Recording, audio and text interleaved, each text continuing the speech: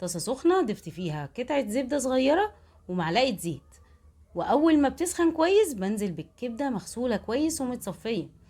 أهم حاجة النار تكون عالية، وأول ما بتاخد لون من تحت كده ببدأ أقلبها.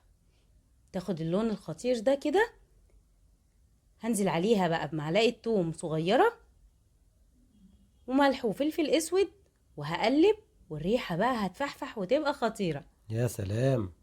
هضيف عليها بقى فلفلاية رومي وفلفلاية حمرا، وبطل الوصفة بقى دبس رمان. هضيف منه معلقتين او 3 كده كبار. كل ما تبقى مزة كل ما تبقى احلى. بالظبط كده.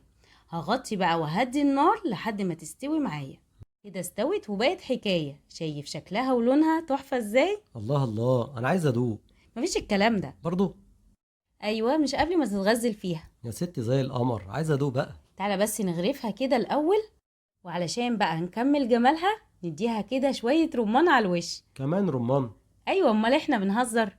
وطبعا الرمان ده اختياري. ناخد بقى قطعة كده. ايه رأيك بقى؟ شايف جمالها؟ لا، ولا ريحتها خطيرة. وعشان اقدر احكم يبقى لازم اجربها في العيش. ايوه، انت بتاع العيش. بصي بقى، احط عليها شوية رمان كده وادوق. يا سلام. ايه الجمال ده؟